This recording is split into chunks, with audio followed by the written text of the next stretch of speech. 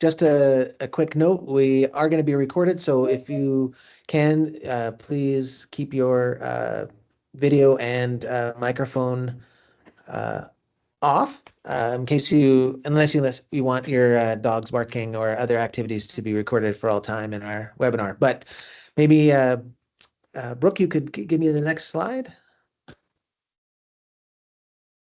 Perfect. So before we start today, we'd like to do our land acknowledgement, and we are pleased to gather today with the assistance of technology in the traditional territory of Treaty 7 in Central Alberta.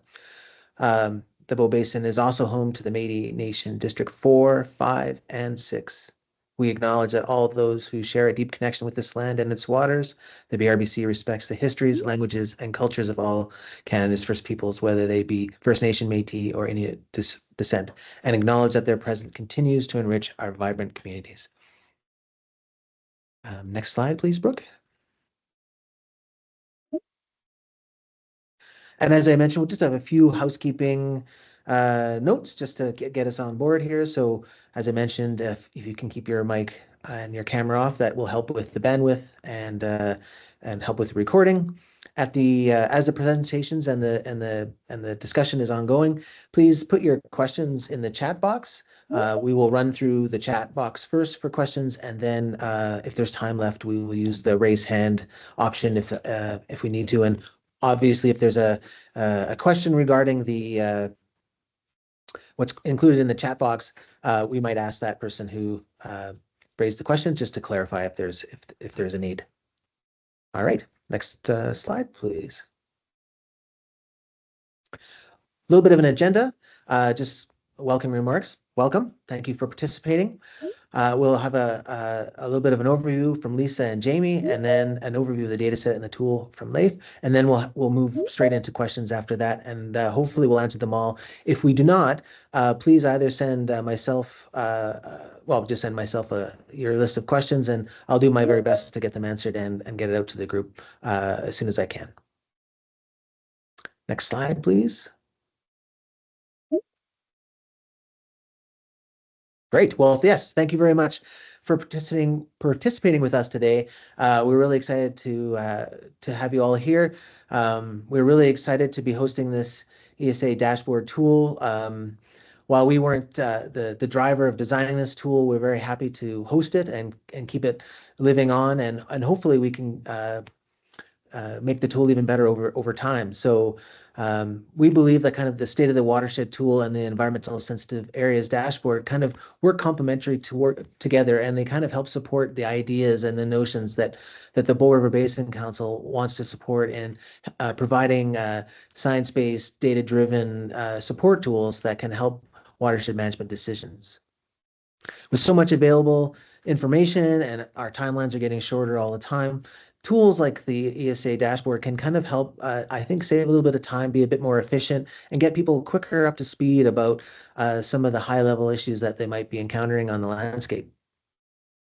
And I do want to recognize the tremendous amount of work that's gone on before the Bow River Basin Council started to host this tool. And we know that a lot of information, time, energy, enthusiasm, passion, and science have gone into this tool, and we're hoping that we can continue to support this well into the future. Next slide, please. So just a little bit about what the BRBC's role will be. As of this month, we're taking on the hosting, along with O2 helping us out with any of the technical sides of things. We'll be trying to kind of get a kind of a pulse on how often the tool is used, what's being used, what could be better, what can be improved. Is there areas of maintenance that we need to do, and just kind of figure out what it takes to keep this tool running year after year. And part of that process is to engage our members and partners and bringing everybody together to kind of talk about this tool, hopefully encourage its use and find ways to make it even better over time and maintain it, and hopefully making it something that people will be one of their first places they go to when they're looking at stuff on the landscape. Yeah, and I think with that, I'm going to hand it over to Lisa and Jamie to give you a bit of context and tell you a bit more of the story of the ESA tool.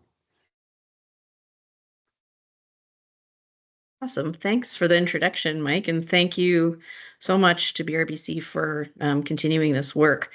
I don't recognize a lot of names in the attendees, so maybe I'll give a little bit more background than sometimes. I'm the former chief officer of the Calgary Metropolitan Region Board, and my colleague Jamie here was the director of regional projects. And the Calgary Metropolitan Region Board was a regional land use planning organization that was a not-for-profit provincial government corporation. And the government of Alberta made some changes around how they wanted to approach these kinds of projects, and they made the board, which was a mandatory board, into a voluntary board.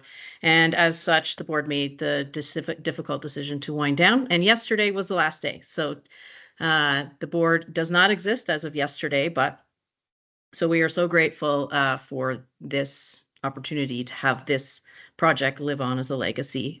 As Mike mentioned, a lot of effort and time and money went into it, and it was one of our passion projects, especially for me and Jamie. So thank you for coming today. So this dashboard tool deals with environmentally sensitive areas, and I know we've gotten the question a lot over the years about why sensitive and not significant when the province has environmentally significant areas data set. And one of the reasons, one of the sort of most practical reasons is the regulation, which gave our mandate to us from the province, included a requirement to look at environmentally sensitive areas and not significant areas. So we saw that as an opportunity to figure out what it was that our member municipalities were interested in looking at in terms of what is environmentally significant for them. As a regional land use planning organization, our board consisted of 8 member municipalities. So that's Calgary and surrounding 7 municipalities, including Foothills County, Rocky View County, Airdrie, Cochrane, Okotoks, Chestermere, High River. And so you can see it's everyone around that's greater than 5,000 people population. So that's who worked on this project. And we really just wanted to enable cross-boundary planning for environmental systems. So by the time, as you know, I'm sure a lot of you are involved in development or are scientists, and by the time something gets to the development stage and you're doing your reports, you're looking at a wetland or maybe a couple of wetlands or maybe a patch of some kind. So we really wanted to look at the system of it, and there's a real lack of data at that regional scale. So this seemed like having the word sensitive instead of significant seemed like a real opportunity to look at the system at that scale and to enable the development community and landowners and so on to see how things work integrated if we got rid of those imaginary lines of municipalities and development projects. So that's really where we started, was the opportunity to look at sensitive instead of significant. And we worked for years, and Jamie will take you through a little bit more about that process because I think it's important, about how we created a common definition about what significant was. We looked at the values of our member municipalities and kind of what is it that would allow us to think about the system without those imaginary lines, and how could we make sure that folks are getting that information at the beginning of a development project, at the beginning of looking at corridor planning. And then therefore, hopefully being able to maintain better function, better ecosystem services delivery, and those kinds of things. So this is meant to be a triage tool. It doesn't replace site-specific planning. It doesn't replace those on-site surveys. It doesn't replace those things. What it does do is try and create a picture based on a common shared set of values about what the environmental systems are in the landscape and their importance. So this isn't just a tool that gives you, there's a wetland, there's a grassland, there's a this, there's a that. This is about the values. And that's why when you look at the tool, and Leif will take you through that later, it does give you a higher value and a lower value. And that's based on the common definition and common shared values, and then a lot of science, which I don't know anything about. So Leif can tell you more about that. But we really wanted to provide something that was easy to access, that was cost effective or free, and that really helped developers and planners get that information without expensive on-site surveys. It's a triage tool. It's just meant to help. Should it go here or here? I don't know, but this tool will help you figure out those things. It's very robust. It's based on a lot of data and a lot of data sets. And so that was really the whole point of it. It's trying to aim at that municipal development plan, municipality scale, that area structure plan, that bigger community scale, in order to help people just really, in order to make a difference. That's what we're really trying to do here. We're really trying to make a difference and allow those environmental systems to be considered at the beginning. And then, you can build on it as you design, but there's just not that much information out there, and we wanted to make it as free and accessible as possible. So that was the goal of the regional tool at the Calgary Metropolitan Region Board. And so I'll hand it over to Jamie, but we really thank you for coming. And as I said, this is a passion project for us. We really want to make a difference, and we feel that this tool is an important part of that. So thank you. Thanks, Lisa. So I'll take the team together here today through a little bit of the sort of logistical steps of how we got to this place.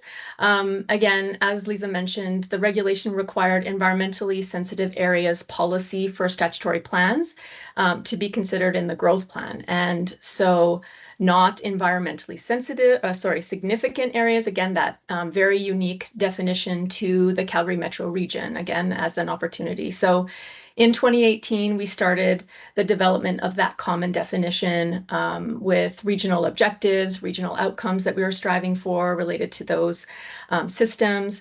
And as a sort of first principle of how the CMRB did its work, CMRB administration did not work in a vacuum. We always found that the key to our success, or some of our processes and project successes and initiatives, was to work with municipal experts. And so shout out to all of those who worked through this with us that might be here today. And really found that really strengthened our work, because it made sure that we were being considerate of local context, of things that were policies that were becoming implementable. And so again, with that in mind, we're always using the environmental experts and information from member municipalities, as well as sort of the support that we were receiving from consultants like O2, for example, in the many projects and initiatives that we did. So with that I want to just share that in December 2019, the approved definition came forward for the background report.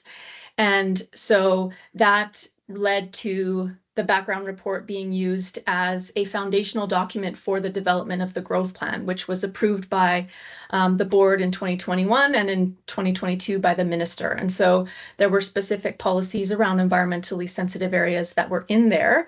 And one of them was to create a common definition and database of environmentally sensitive areas based on that definition that came forward in 2019.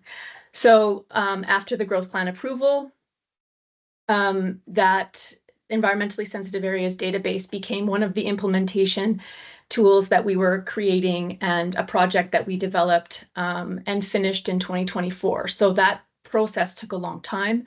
Again, through multiple meetings, coordination of experts, discussion of approaches, and sharing expertise and content with member municipalities, we developed a number of meetings with the various member municipalities and updates.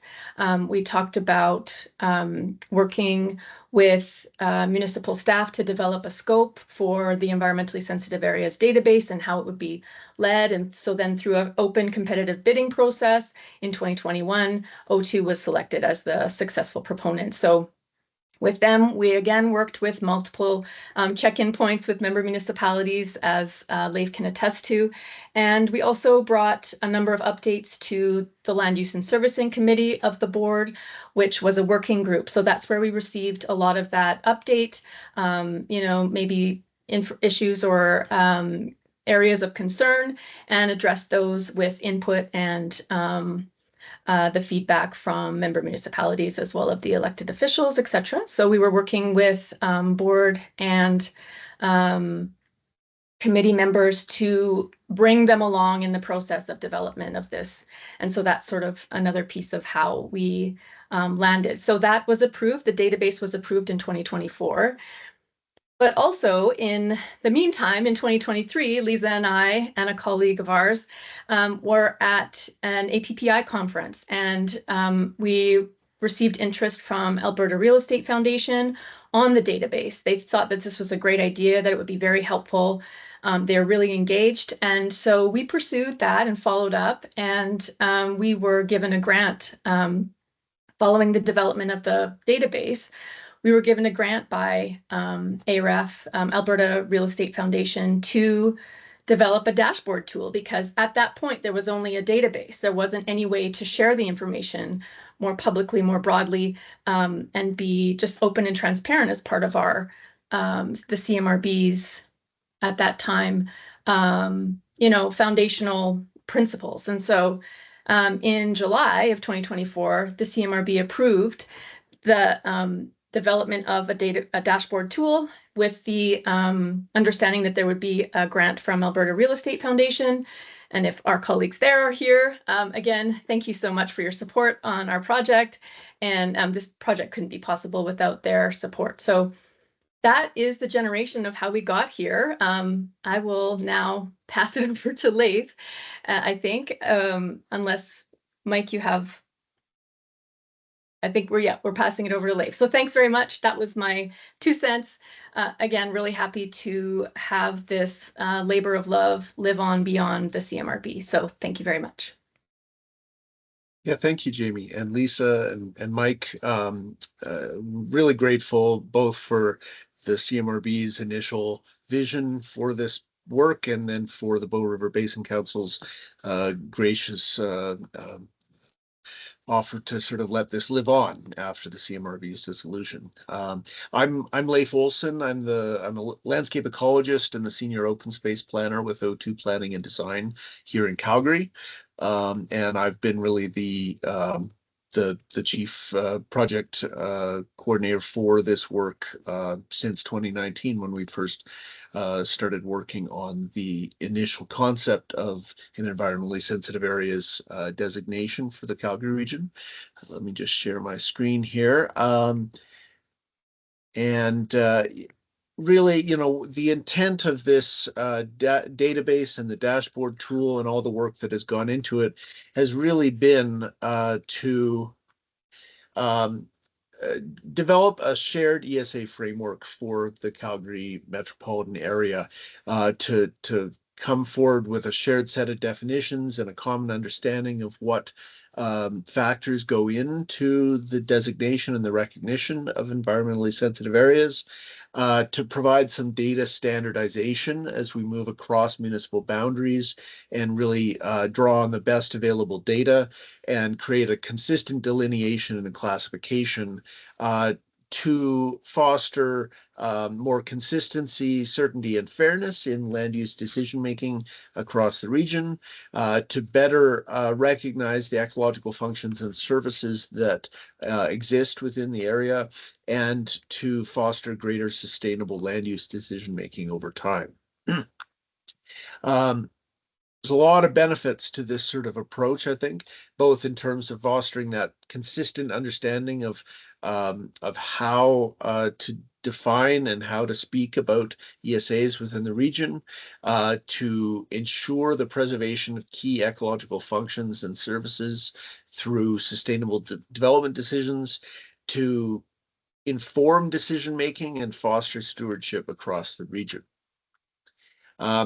So we worked, as Jamie and Lisa mentioned, worked with the Technical Advisory Committee for the CMRB, all the member municipalities, and really came together in 2018, 2019 to create a shared common definition of ESAs across the region. And we did this by identifying 4 key criteria that really made up significant environmental sensitivities within the region, and that focused around water, species and habitats, biodiversity, and other ecosystem services.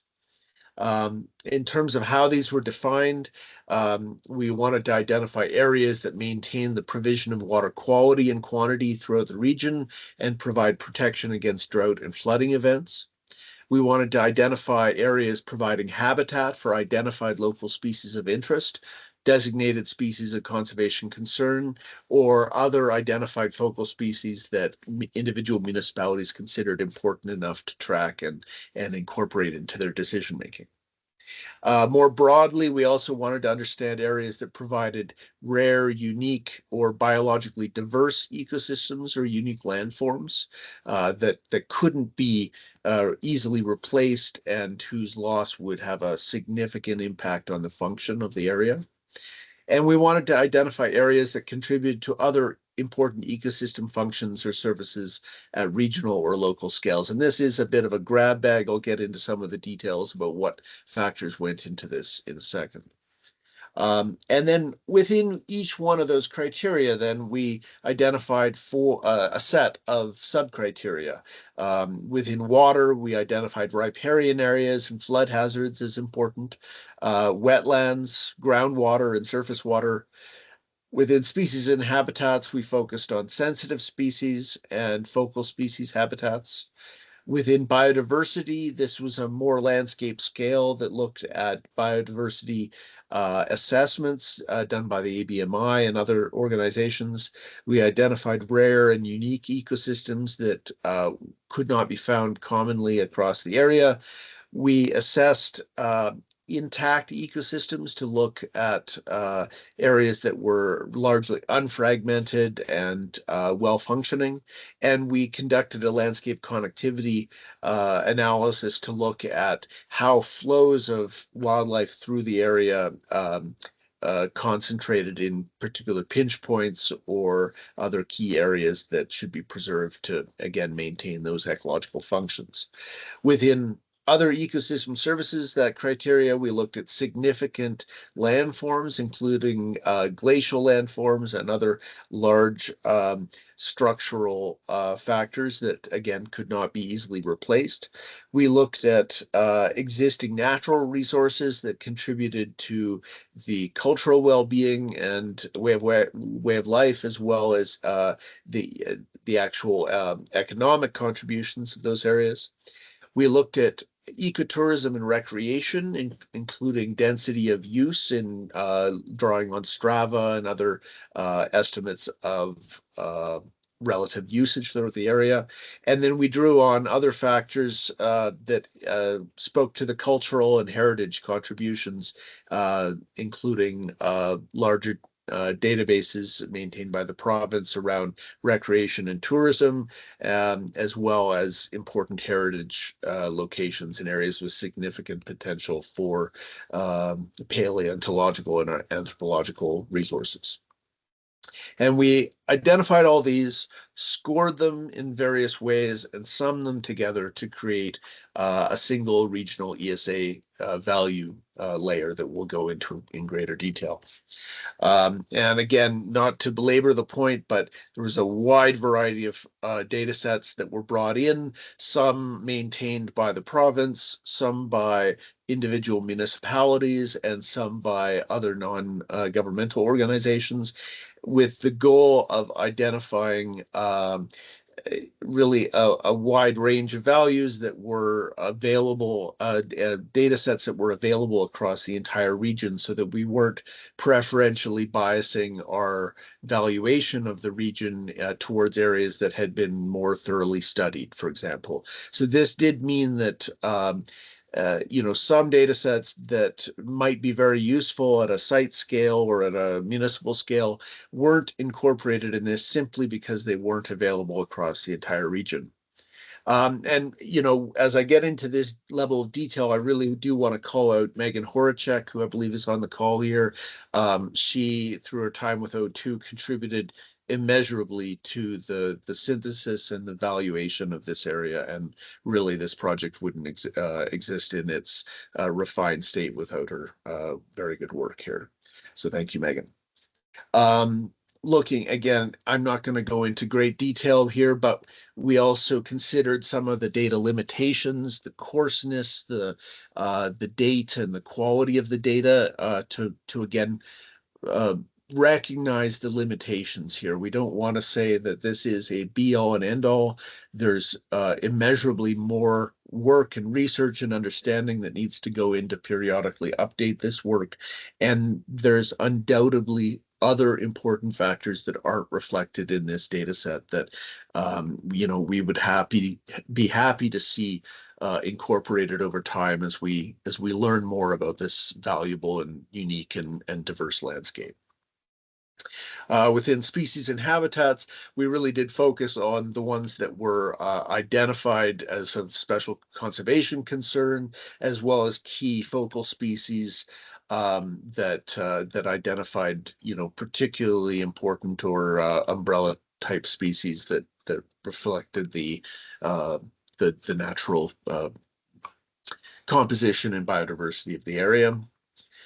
Within biodiversity, this is, as I said, more of a landscape scale, looking at the ABMI's species richness mapping, as well as intact patch metrics around fragmentation, as well as drawing on a regional connectivity model conducted in Circuitscape to look at wildlife flow and likely areas of movement importance through the region.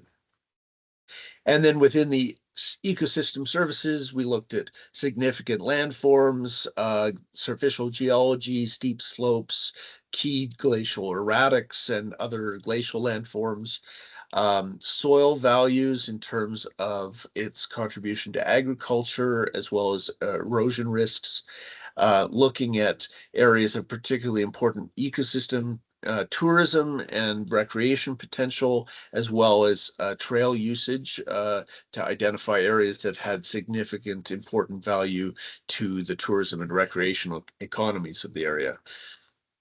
And all these were scored and summed to create a single surface that identifies the relative value throughout the whole region, and then also pulls out key identified ESAs.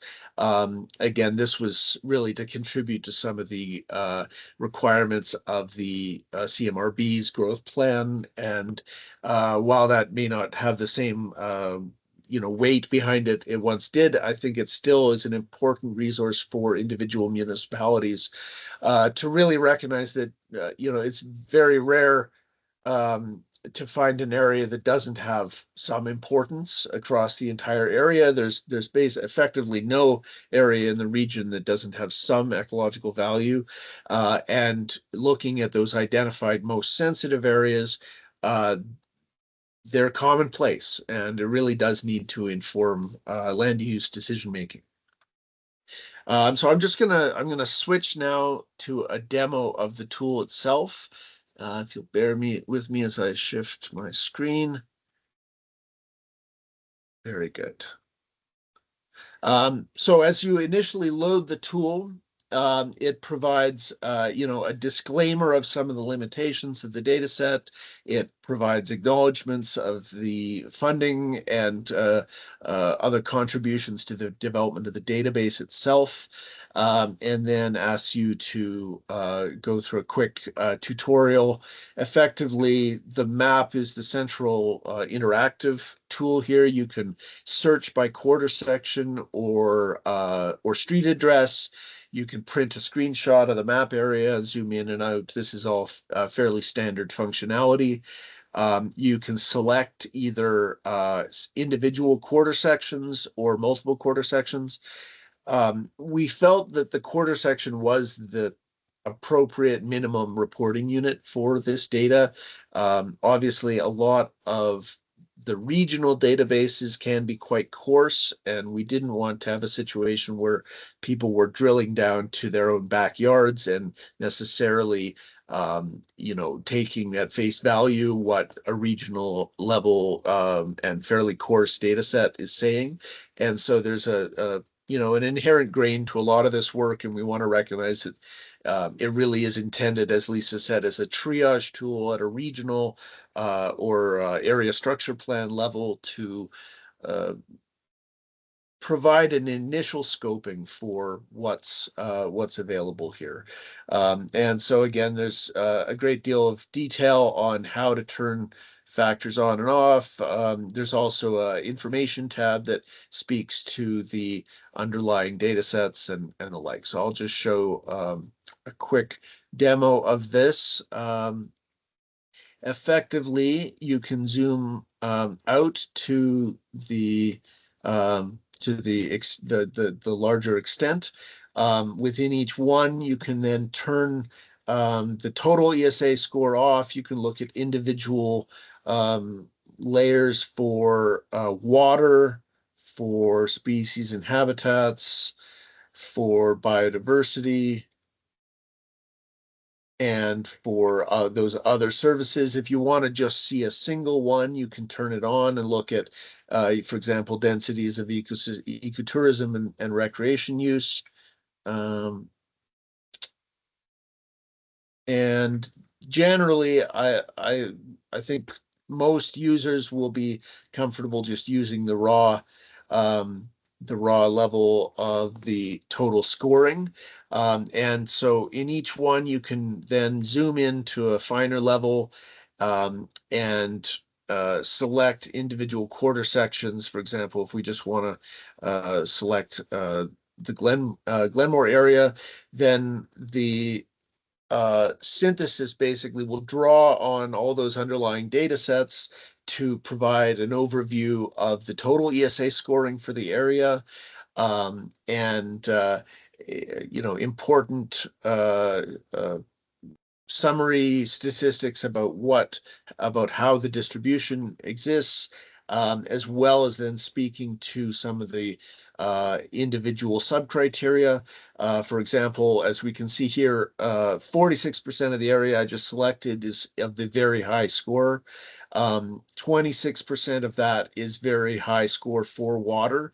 And as you can see, the large amount of that score is being contributed from the riparian areas and flood hazards, with fairly little wetlands, generally low to medium groundwater and surface water values. And then it provides a summary and a synthesis of what are some key criteria that might be at play in the region. Again, then looking at species and habitats, most of the area has some value, but in this particular area, we're not seeing a large concentration of sensitive species or other focal species habitat. Biodiversity, again, we're seeing components of that generally being driven by intact ecosystems through the Elbow River Valley.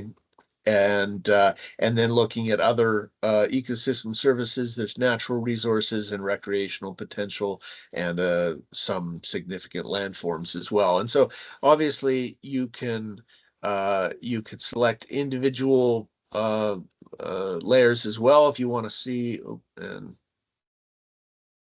deselect that, sorry. If you just want to see, a particular area of concern, you can upload particular shape files if you're studying a particular development project, for example, and then this whole thing can then be printed to form a report snapshot of the areas that you've selected. So again, it's intended to act as a bit of a triage tool to let you explore the area. And from a developer mindset, it's really intended to make it clear what potential concerns or challenges might be at play in a particular area.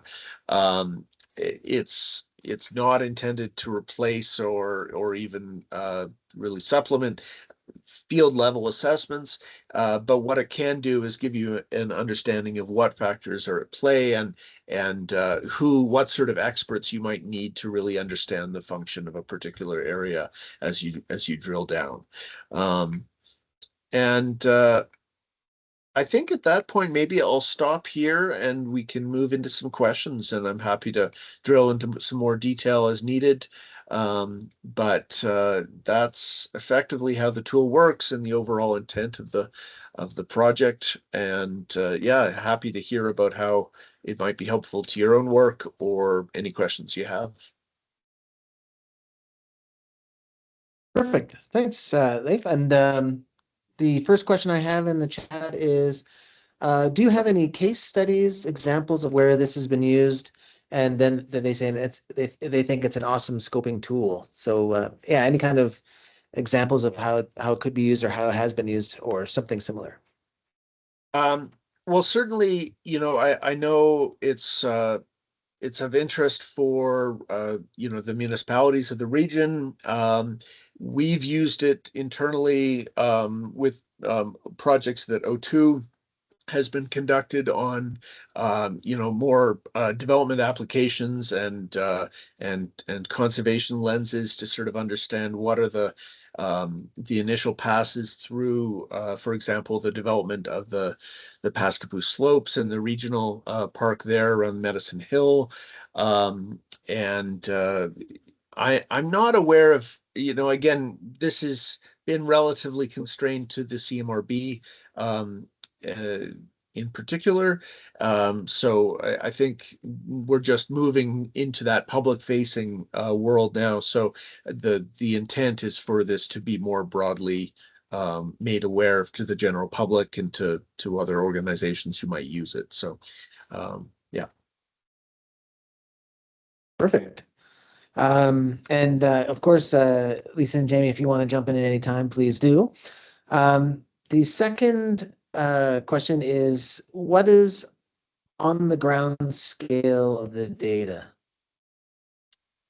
Well, it varies depending on the underlying data layers. So some data sets were actually only available at the quarter section scale, and so that's really the underlying scale of those components. Others, like groundwater resources, for example, are substantially coarser than that in terms of where the delineations of different scoring occurs.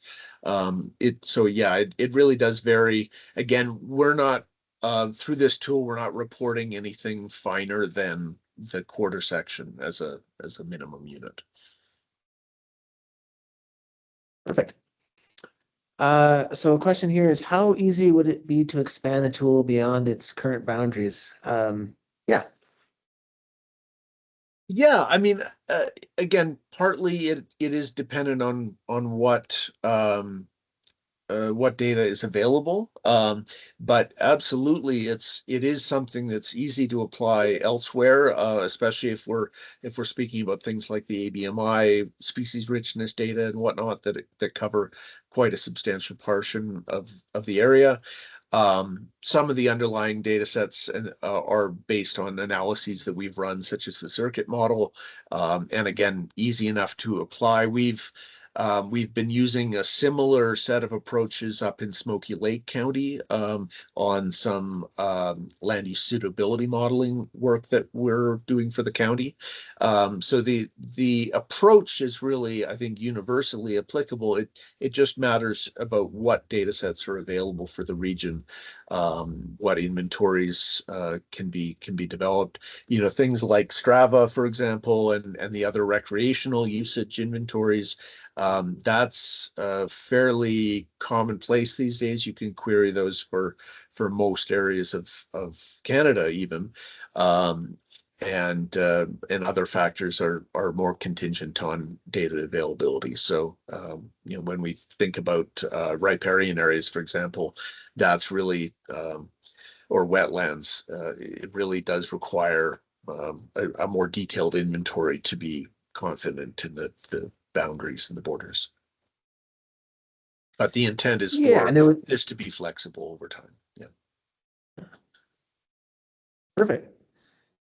Yeah, and as far as I gather, the kind of the process to generate the current tool was pretty robust, and so we kind of have a recipe or a set of instructions of how to reproduce if we wanted to expand into a larger scale, larger area of land. The processes and the way that you guys got to that point it's documented, so it's not a question of redoing the whole thing. We can just add on using the same recipe as in the past. Yeah, absolutely. And the whole data scoring and aggregation process is all scripted in Python within an ArcGIS framework, so it can be rerun.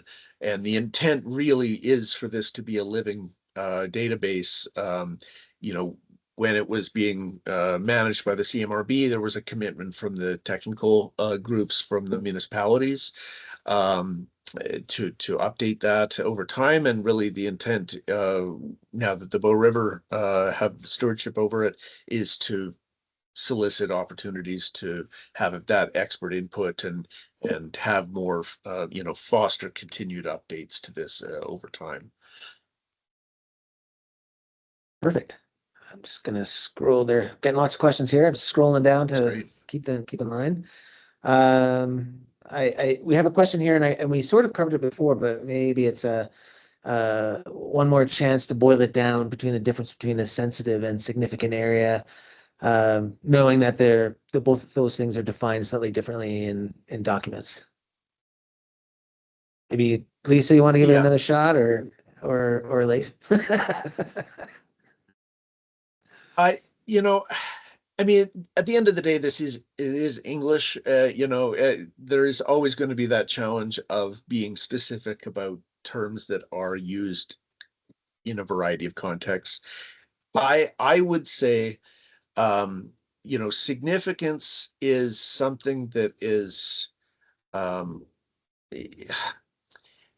that the definition of significance really is a matter of uniqueness and prominence and the how common or how essential is the area. Sensitivity, I think, really reflects more of a lens around how likely is the area to be lost to disturbance. And how generally valuable it is. It's meant to imply that when making decisions in an area, these are the factors that should be considered to ensure that that we're not seeing loss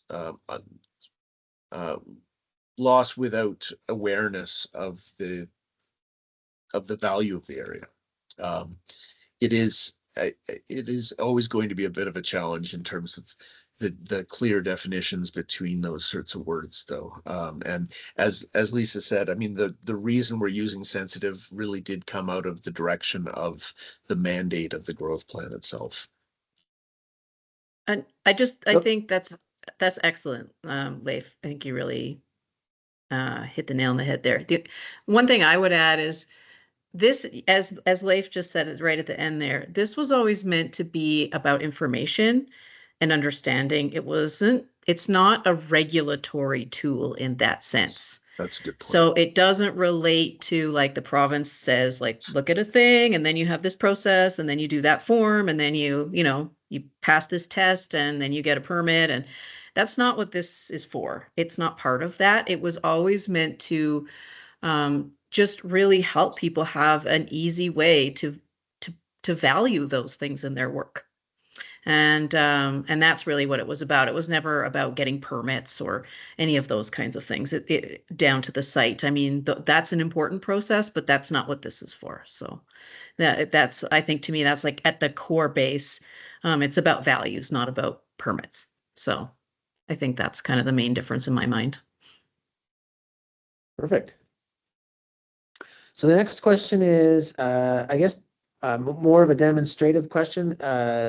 Could you walk us through how scoring valuation was determined using an example like wetlands? For example, why are marshes given a different score than fence? Or I guess that's the specific question. Yeah. I would say, I mean, there's sort of two factors. One, we typically scored things higher if they were rarer within the region.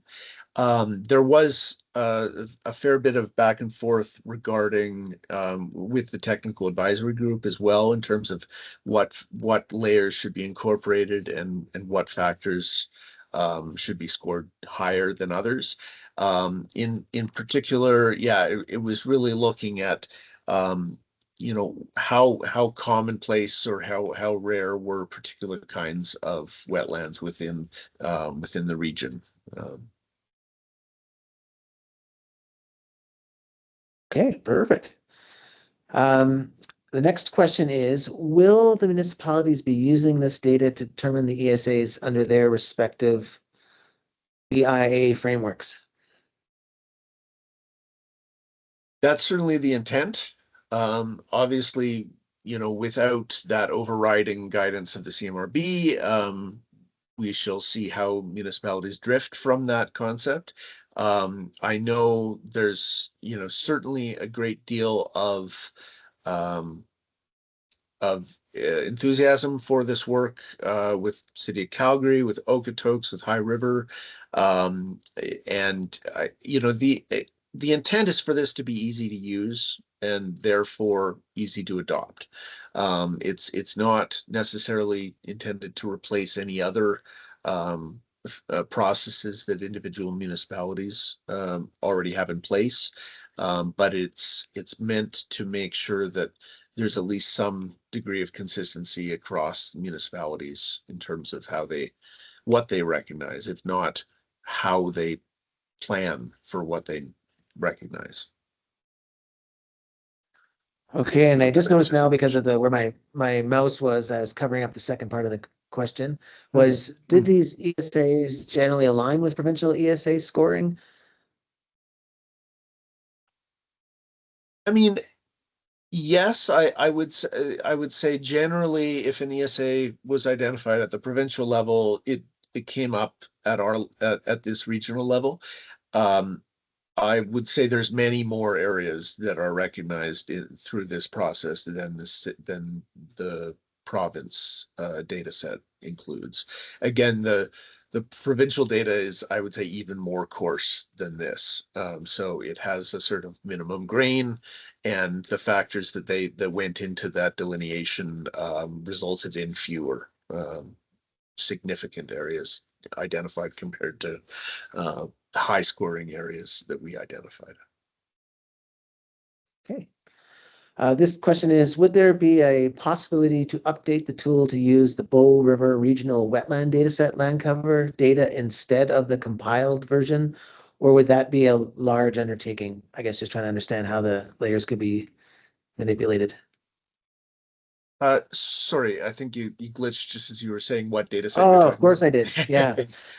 The question is asking whether the Bow River Regional Wetland Dataset for land cover could be used Oh. instead of the compiled version, or is that kind of a hard thing to do? I mean, so we did incorporate the Bow River wetland inventory, but it didn't cover everywhere in the region that we were incorporating. So that's when we turned to the provincial layer as well. Okay. And yeah, all of this, I mean, is not simple to do, but you know, again, we're trying to be as clear and transparent as possible about which data sources were coming from where. Yeah. So, but yes, the intent is to, you know, have this be updated as necessary, you know, when new data is made available. We don't want to necessarily throw data sets out if they do reflect more recent understandings of what's important in particular areas. Great. The next question is just about the cost of this type of tool. Like, how much has this project cost to date? Like, just to give a ballpark idea. It's a great question. Yeah, please, Jane. I'll give an order of magnitude. it was between $300,000 to $400,000 since 2018, essentially. So that would be the kind of widest range. That includes the part about developing the common definition, that includes the development of the database, and then development of the tool to reflect the database and share publicly. So yeah, thanks for the question. Great, thank you. The next one is, can you comment on the suitability of using this tool to make a case for including natural assets in an asset management program and valuation? I can maybe take that one. This tool is very specifically defined for regional purposes, and asset management is very much a municipal scale. And so it's not meant to be utilized to be completely insular. It's meant to be looking across more broadly. So I would say it's not really appropriate to use, but maybe as a factor in the many considerations that go into asset management and and natural assets. So yeah, and the underlying dashboard functionality can be adapted to a finer grain as well. You know, so that there is a lot of the under the hood interactive components that are usable for fine scale natural asset management and whatnot. But obviously it's not quite the purpose of this implementation of the tool. Great.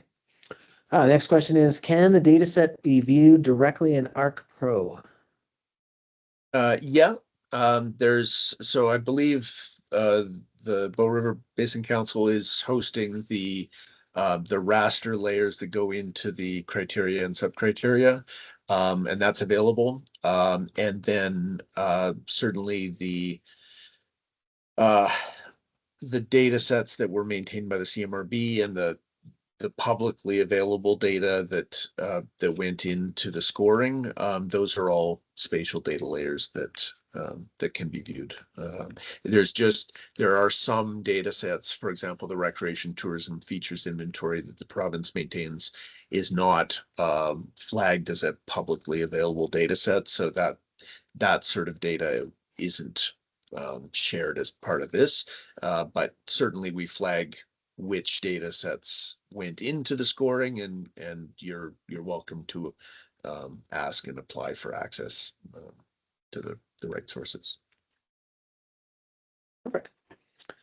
This question is about, I guess, Strava. How was the Strava data used in relation to ecological sensitivity? Was it a negative value, as it would be a disturbed, or treated as ecologically valuable due to its attraction to recreators? Yeah, I would say it's the latter. We view recreational use. I mean, it absolutely does have its impacts, but through this lens, recreational use is a value provided by the ecosystem. It's a fundamentally positive mindset. I think when we're looking at this is, you know, these are natural areas that provide direct benefit to humans through their recreational use. And there are definitely lenses by which you would use that as a negative or as an impact, but we wanted to show the value of that landscape as an inherent value or contribution, so that it can be put alongside other kinds of valuations such as timber value and things like that, in terms of determining potential impacts of forestry operations in areas like such as Bragg Creek that have very high recreational use and inherent value from an economic or tourism perspective. So good question. Great. The next question is, so similar to Nilo's question, were wetland values considered in the scoring, or how difficult would it be to incorporate wetland valuation data? Depends what you mean by valuation. Like functional valuation, that's certainly something that should be incorporated. It's not obviously available across the whole area. That's why we weren't including that sort of finer scale. You know, the the work that Cows and Fish does, for example, great, very useful at a finer scale, but it's not comprehensive enough that we wanted to incorporate it here. If you're speaking to dollar values, and I do see a couple questions that speak to monetary value in general, and there's definitely, this is a rabbit hole, so I don't want to get into the too much here, but I think from a philosophical perspective, it's challenging to try to put a dollar value on natural resources, if only because the estimates of value are coarse and changing depending on how we use them, and the value of the dollar isn't tied to anything and also changes over time. So those are my reasons for generally trying to avoid putting a dollar value on natural values. I think there's other ways you can describe the value without trying to pin a dollar down that is going to be out of date very quickly. I know there's many schools of camp when it comes to that, so we kind of tried to just steer away from that in this work. Perfect. The next question is about, is it possible to download shapefiles or georeference images? From the tool itself, I don't think at the moment. They're more intended as sort of a like a reporting functionality for sort of generating summaries. That is a good question, though. I think generally what we would say is just download the rasters directly and you have the full data set rather than snipping it out and just getting a single a single quarter section, for example. I'm not sure if that's as valuable as having the whole thing to then explore, because obviously what surrounds an area also impacts. So yeah, we haven't built a sort of snipping and download tool. I think we would just prefer people to have the whole data set. But that's a good functional thing to think about. And so again, like O2 really wants to see this tool used as widely as possible. So understanding what the use cases are is, I think, really important. And we'd love to hear from people about how to improve how this tool works to really meet your own uses. Yeah, great. And that's a similar interest of the BRBC too, is we know that we can always improve and get better over time as the thing is used, and as situation changes, there might be different needs later on. So the next question is, would like to know how this can be continually updated and improved, with new data over time and adopted by decision makers. Kind of your thoughts around that. Yeah, I mean, again, without the CMRB, we do lose a bit of an organizing tool that would help keep it front and center in municipal minds. I think that's really pressing on our own minds in terms of how to keep this live. The intent is to start going after some grant funding so that through Bow River and O2 we can keep it updated periodically. I do think there's some real value, though, of having regular expert input and critique to what's provided and how things are scored, because again, we have an incomplete lens and an understanding of the factors at play in the Calgary region. So we want to make sure that we do hear from as many experts and knowledge keepers as possible to make sure that we're incorporating the best knowledge possible over time. So I would love to hear if anyone on this call has ideas about mechanisms or forums that we could do that important work through. I think I'd love to hear from you, and please reach out. Yeah.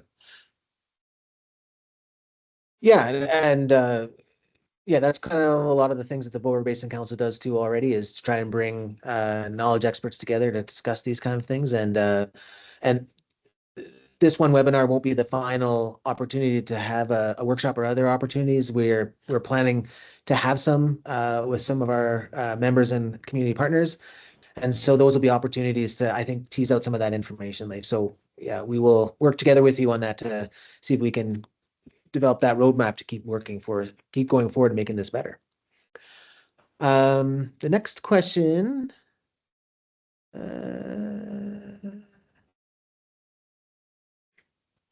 Just trying to read through the, there's some discussion as well as questions. So, That's great. That's great. I guess a follow-up to the scoring question, are the rules around scoring documented and available for the BRBC and those interested? Absolutely. We've got a methodology document that details all the rationale and the sources, the caveats as we understand them. And we're trying to be as transparent as possible about where the scores come from. Because obviously there's a value judgment just inherent in scoring continuous things into categories. So again, we tried to be as explicit as possible, and it's all in the method document. So yeah, and that document's in the tool, right? Leif, you can download it from there. Yeah. And then the next question is a bit like that, is when using the tool, can the user see which data sets are being used for this specific area that's being looked at? That's actually a really that's an important extension. So at the moment, I don't think we have that functionality built in. It does flag sources, but I don't think at the moment we're reporting on, a full suite of the data sets that went into it in any particular pixel. But that's a great idea, and I'm actually going to take that away to our programming folks at O2, and I think that's a really important way to do that. Every time you click on a quarter section, it should give you an inventory of what data sets went into the score there. That's a great improvement. I'll make sure we get in there shortly here. Great. Okay, so the next one is 2 questions. In developing the sensitive area tool and comparing your results to the provincial ESA Fiera report, what are some of the more significant gaps you can identify in the provincial ESA?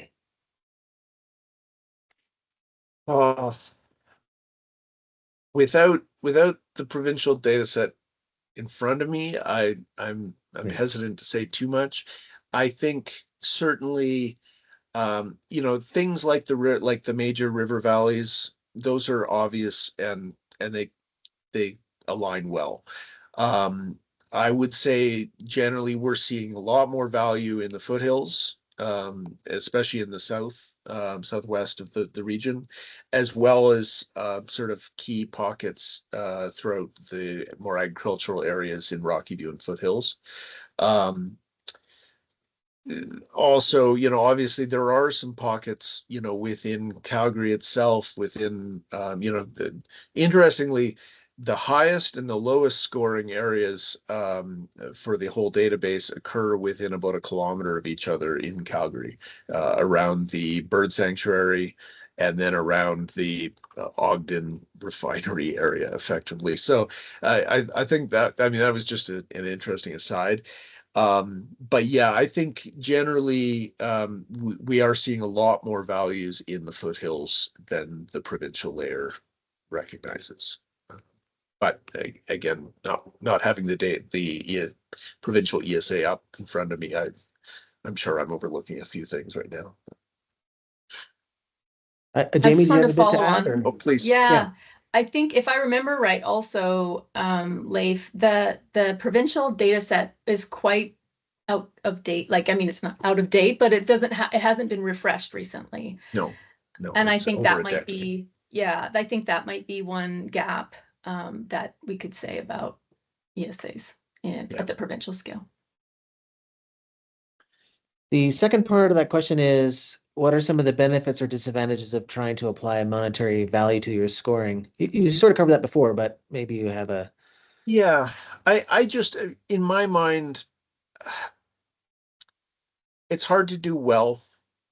It takes a lot of effort to put a real practical and realistic dollar value, and then it very quickly drifts out of date with inflation. So that's that's my biggest issue with monetary value. Like like I see the value of doing it, but I think it's a lot of work, and it has a very quick stale by date. So I think that's my biggest challenge there. And then in the chance that, for example, I mean, the province has put a dollar value on wetlands. It's a very small value. It's an unrealistically small value on wetland value. And so it quickly just becomes a cost of doing business is paying for replacement wetlands rather than avoiding them. I personally think there's more value in speaking to the uniqueness and the irreplaceability of an area than trying to put a dollar value on it. I think where I would love to see some more work is on the recreational side, the tourism, the economic driver of visitation to areas for natural appreciation or active recreation, that sort of thing. I think that's where there's some more clear and justifiable values that you could put on, like dollar values that you could put on natural function, is really from a tourism and recreation perspective rather than on a replacement value. Yeah, and the stale dating is a trick, because if you have, say, 10 wetlands in an area and then you only have 3 left, maybe those 3 were worth a lot more than they were when there was 10 of them, right? So there's all this sliding scale of That's a great how the point. landscape changes. Yeah. Yeah. Okay. Brooke has people know where the output rasters can be accessed, and curious about what the reaction to the tool has been like with partner. So I'll start with, I missed the first part. I know that the partner municipalities have been involved from the start. I'm curious about what the reaction to the tool has been like since completion. What's kind of, I guess, what's the level of excitement or interest in using it, I guess? If you Oh, I know. can take that one. Please. Yeah, we had build us, interrupt us, basically. So our member municipalities, they've been at the table the whole time with us. We've had a lot of really good discussions. A lot of experts have been involved. A lot of people have seen this, elected officials too. And we got the database approved. And of course, that in a way that has, it's the database itself is the thing, but in a way it has limited value if no one can see it or use it. So even folks who were GIS aficionados didn't really know what to do with it. But we did share it around. And then, we really wanted this database or this viewer tool to come together. And Alberta Real Estate Foundation helped us make that happen. So that was great. And we didn't actually get to finish the project. Normally we would have gone through a testing period with our member municipalities and then have the final dashboard tool approved by our member elected officials. But we just didn't quite get there because, as you know, the board started winding down in November of last year after the minister's announcement. So yeah, we didn't quite get there. But I know that a lot of heart, a lot of passion has gone into this. It has a lot of support from our member municipalities. Even those municipalities who are not huge fans of regional planning are very supportive of the work and feel that LAIF and O2 have done an excellent job putting this together. So it has a lot of backing. It's just we never got a chance to finish the dashboard tool. And the next step was going to be to figure out how to integrate the growth plan requirements with this new information and bring those two things together. So yeah, so I think everyone's excited, but as Leif said, we've really lost, an organizing function here, and we've really lost that. It's not that folks won't support it, but it's just where's the forum for that, and that's one reason why we were so grateful to the BRBC, because you have that forum, and you're also a not-for-profit kind of government corporation sort of thing, so that helps. So I think it's a great fit, but yeah, we didn't quite get there. I would love to add just that we know that the member municipalities were already using the database to work on those transparent boundary areas. And that, I think, is also saves a lot of wheel turning and negotiation discussion. Like all those pieces had already been had, and so they were just kind of picking it up and moving forward with the particular, localized transboundary considerations. So Yeah, the member municipalities were in the process of updating their municipal development plans to align with the growth plan, and all those MDPs have this, the ones that did make it through the process and did align with the due date wasn't quite there. So not all of them had updated their MDPs, but the ones that did have this information as a foundation in their MDPs. So Cochrane, High River, I think it's in Calgary's too, even though they never went forward with theirs. So yeah, so it is there, but maybe just not quite as 100% all our members have it in their MDPs, just because of the timing of the minister's announcement. Perfect. Thanks. That was some good answers. This next question is it's actually an update to we asked what they were referring to in terms of valuation, and their example was the ABWRAT assessment for wetlands and that kind of thing. Yeah, and I think that is, again, it just simply wasn't available region-wide, so we didn't directly incorporate that. But I think that is a key thing, right? I mean, it can't just be talking about the presence of a wetland. We do, like, there are better ways of talking about the value or the functional contribution.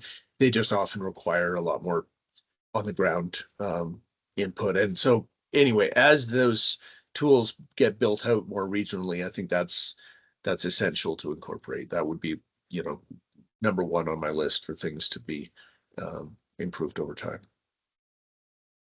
Yeah, and that's ever changing too. I know that I was surprised looking at trying to do regional database searches. Sometimes the resolution isn't the same, or some areas aren't covered. So just something that will improve over time, hopefully.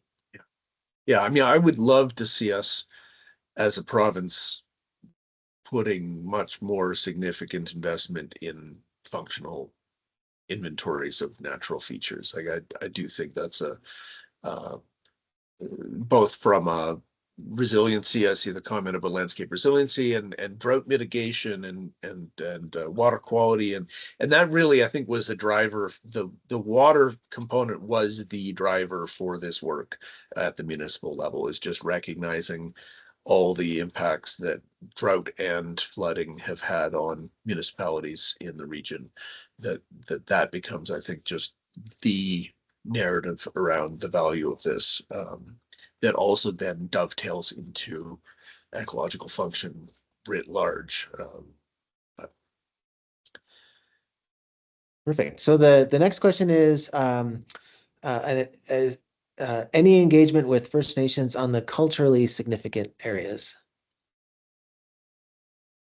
Sadly not, and I think that was basically just due to the structure of the CMRB work, and maybe Lisa can talk a little more about how that arm's length interaction happens. Yeah, I mean, we definitely, in the beginning, when we were setting up this project, we talked a lot about the possibilities and the potential, and really, of course, want to be as inclusive, and there's that knowledge is amazing. It's so important. But I think as we move forward, we realize like those are just not our stories to tell, and we didn't want to diminish the meaning, the cultural meaning of those by putting them in a database. There was just no way to translate the value, the value of these areas to Indigenous folks, and so it wasn't really the appropriate way or place or time to do that. But I do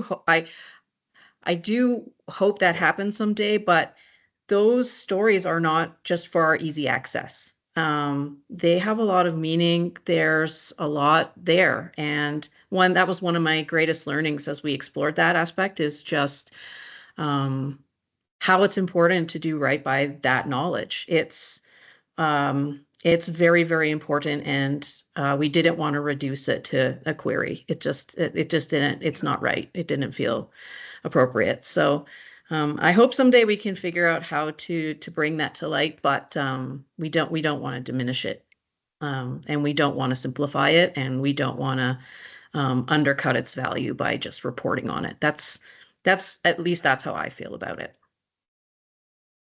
Yeah, That's a you know, great answer.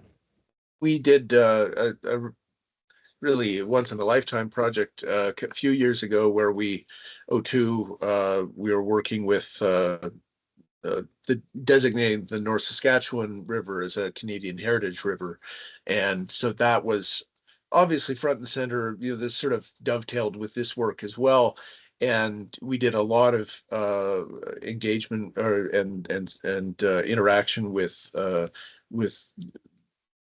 First Nations who have, you know, a wide variety of contributions and interactions with the North Saskatchewan. And again, yeah, that was sort of our take home is it was not our place to draw the lines on the map that would reflect the stories and the contributions that the area has made to just millions of people over millennia. So I do think that that's an important lens to look at. But yeah, it's a bigger body of work than we were prepared to take on at the time, and at the moment I don't think there is a very good way or lens of capturing that, and so definitely avidly keen to see us better recognize that across the board. I think generally the cultural contributions of natural systems are very underrepresented. So I think that's something we really need to come forward to. Yes, thanks, Kyle. I see the link to the Watershed Alliance's work on the heritage system there. So. Perfect. Well, good answers. The next one is talking about, in addition to recreation value, discussion might also include value to housing prices. You know, the example would be higher valued properties near these valued spaces. Yeah, no, that's a great idea, and you know, reflects a lot of thinking that we've had about, you know, what other factors could be well suited to be included alongside this. You know, we're doing some work in Smoky Lake right now on a municipal land use suitability modeling tool that will probably find a home in a similar platform here. And yeah, I think there's again, that economic contribution or the cultural contribution, they're bound up together, right? The people's appreciation for the experience of a landscape and the opportunity to be there or be near to it. It's very important. Great. Okay, the next question is regarding recreational values. Would a linear pathway, bike pathway from Calgary to Cochrane be recognized and scored highly for recreation, ecotourism? Developing a dollar value for this do you see a way forward for that line of thought? Yeah, and so certainly, I mean, we're not quite there in terms of that linear pathway. We've been doing a lot of work in Glenbow Ranch and looking at the, you know, how visitation to that park is going to be changing as the pathways come online and greater access happens. You know, the way we're framing it is in terms of actual usage, not potential usage. So the right now that pathway doesn't exist, and so we don't see a lot of usage through that area. But over time, as we updated the data layer, we would absolutely expect to see that area become more highly valued. And then I see the question around published dollar value. I think that's maybe a construction value, or is that an estimate of actual recreation or tourism value? I'm not quite sure.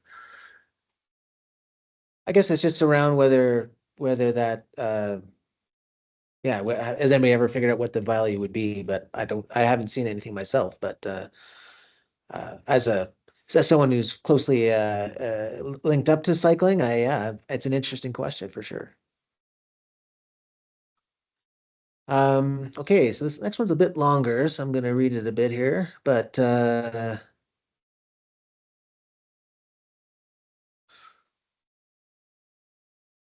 you think this tool would do more to educate and inform those indifferent people to increase buy-in to the importance of these areas? So I guess whether you see it as could it be an educational tool to kind of support the ideas of maintaining sensitive areas?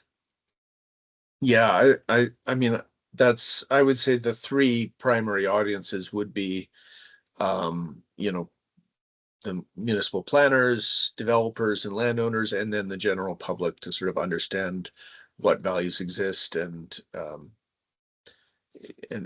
again, just make people more aware of the uniqueness of the region. That's my vision anyway. Would hope that.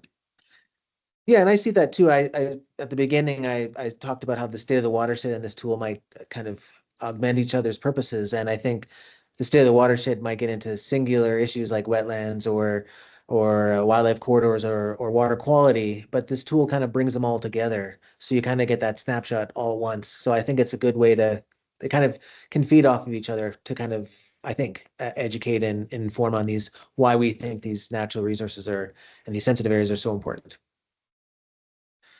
Yes. And then there's a link to the Canadian Heritage River. That was good.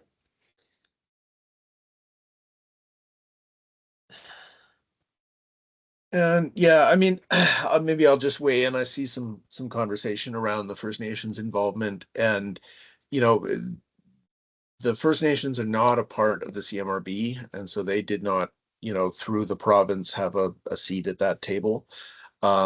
Again, they are their own government and their own nation. The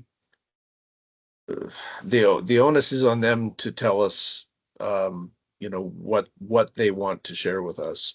I think that is something I would love to see more broadly, more broad involvement. Yeah, I mean, these are all Treaty 7 lands, absolutely. So I think there definitely needs to be at a provincial level, have more recognition of the values of the other nations that are, on the land with us now. And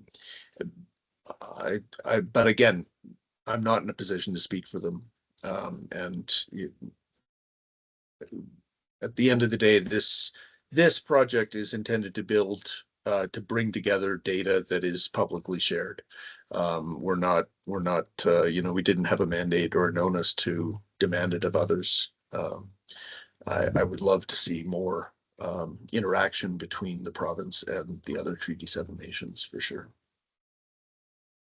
Yeah, and this type of project lends itself to improvements that the community wants to see. So I think as we move forward with this tool, there are going to be opportunities to move this forward and maybe reach some of these areas we haven't touched on before. But it's almost impossible, in my opinion anyway, to kind of tackle everything all at once and get it perfectly right first try. I think it's always maybe try to be less wrong over time and just improve what we're doing as we gain knowledge. Yeah.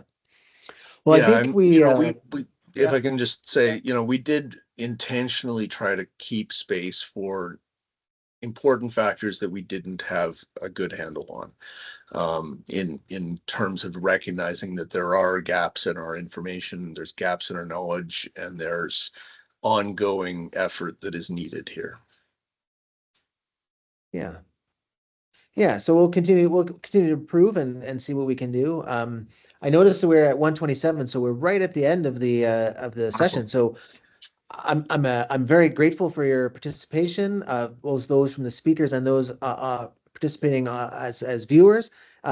Great questions. And if you have more of them or more suggestions, please feel free to send those to mmurray@brbc.ab.ca. I will be compiling them. We will be creating a kind of a parking lot, a type of area where we can keep referring back to see how we can keep improving and what and if there's an answer to your question, I will try to get back to you as soon as I can with that. So thank you very much for your participation. And I really hope you go out there right now and check out the tool and just figure out what its limitations are and provide us with that feedback. So thank you very much.